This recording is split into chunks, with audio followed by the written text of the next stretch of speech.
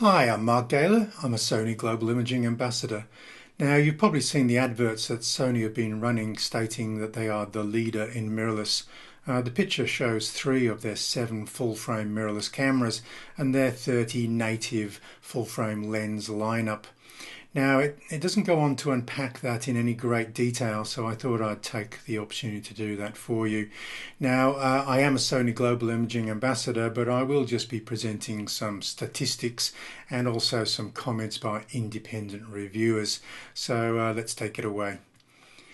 Now, obviously, Sony had this market nearly to themselves, and they were doing really quite well. Hence, Canon and Nikon wanting a slice of that market. And we've seen new cameras from both Canon and Nikon in that full-frame mirrorless lineup there.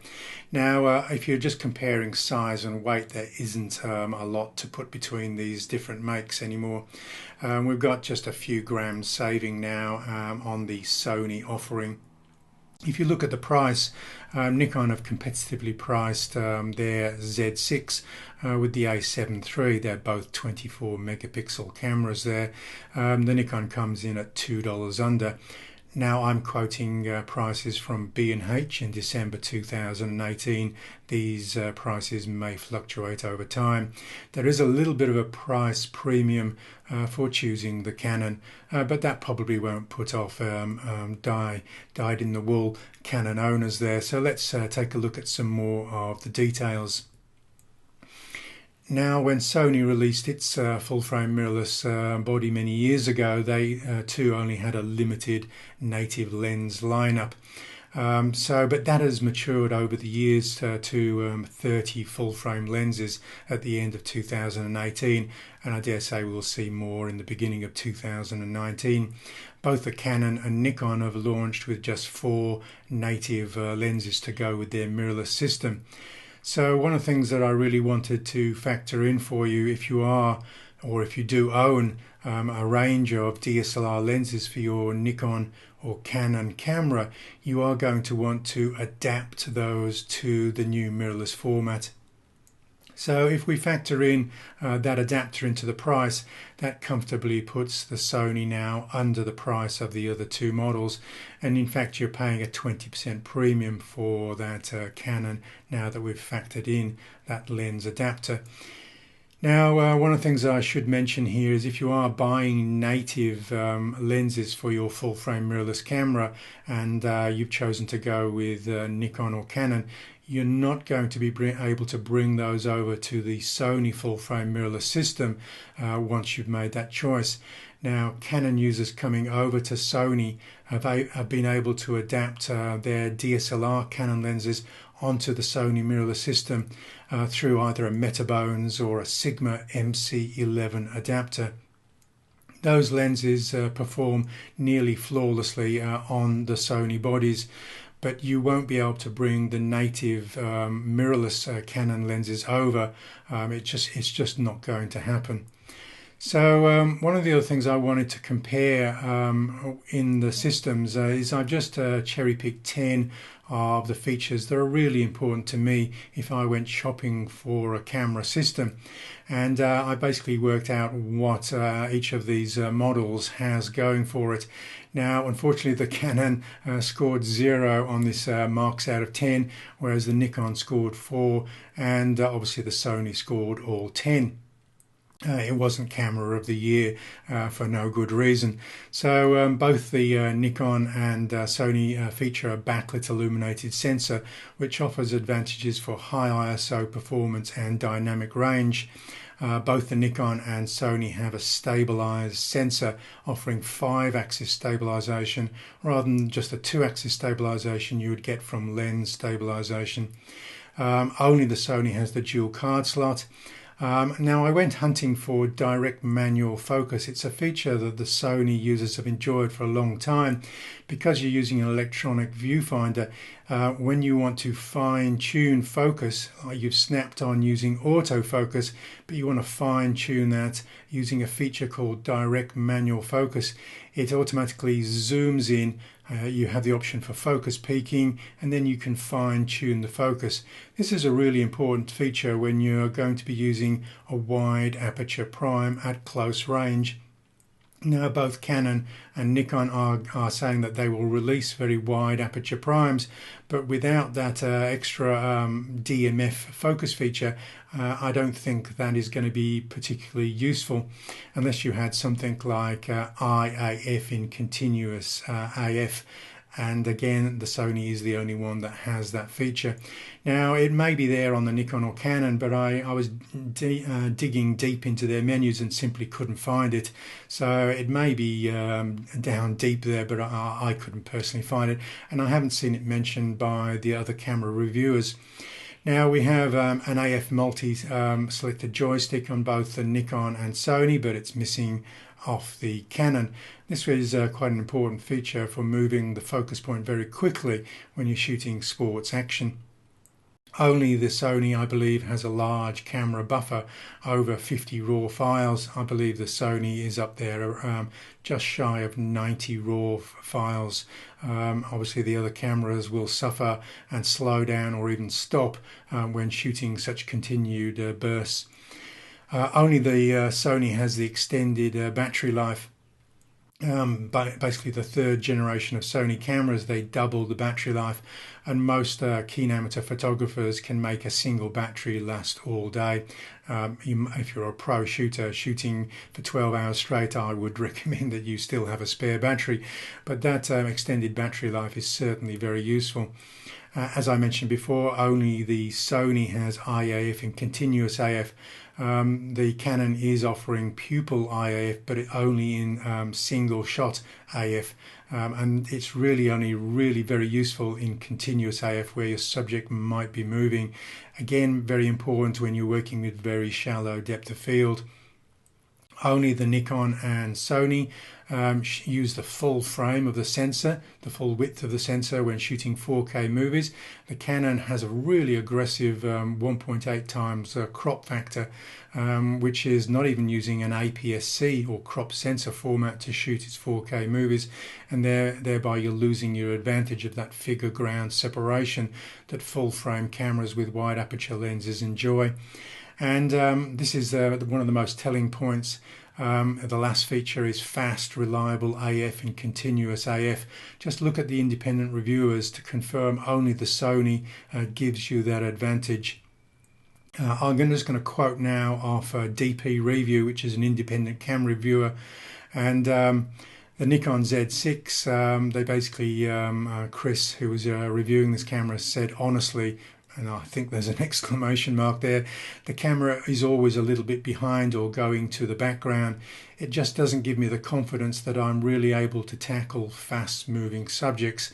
And he also went on to say, if you get this camera into low light, the autofocus is done. I'm pretty much sure that he's referring to the fact that there is unreliable AF in low light with this particular camera. So if we look at the comments on the Canon EOS R, again, not very flattering comments when it talking about continuous AF. Canon users often refer to that as AI-Servo. Unpredictable hunting can result in missed shots, relatively slow maximum burst rate compared to the peers, and very difficult to follow moving subjects while shooting bursts.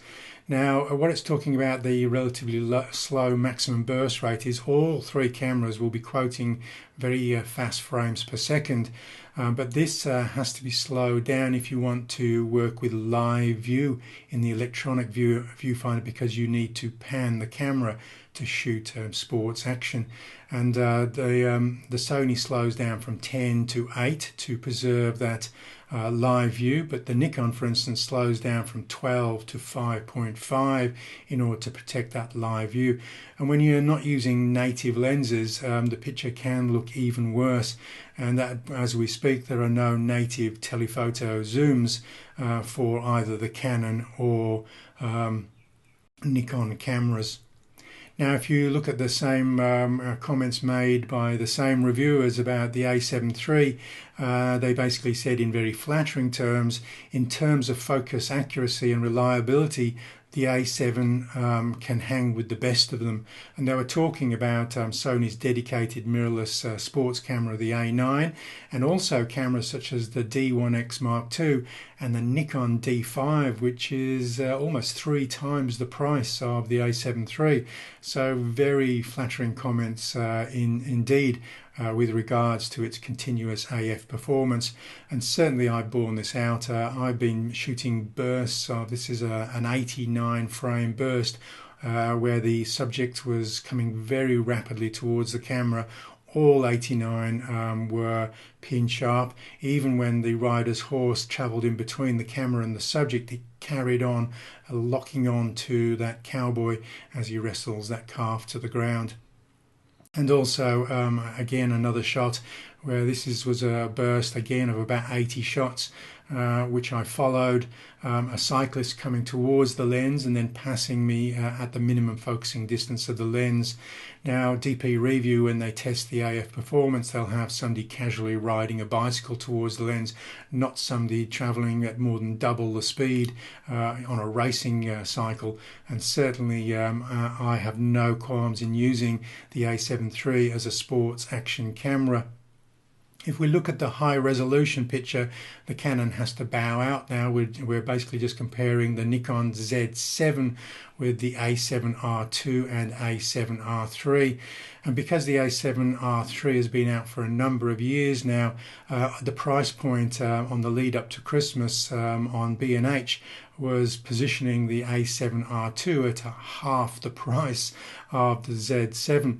And you might think that that is an unfair comparison, given we're comparing the Z7, which is a new camera, with a camera that is several years old. But actually the A7R2 stacks up really well against the Z7. If we look again at that same sort of feature comparison chart, again, if I look at those 10 features that I value as a commercial photographer, the Nikon would score 4, the A7R2 at half the price would score 6, and the A7R3 again checks all of those 10 boxes. I can use the A7R3, which is a high resolution camera in the sports action field. Its AF performance isn't quite as good as the A7 III, but it's certainly good enough for sports action.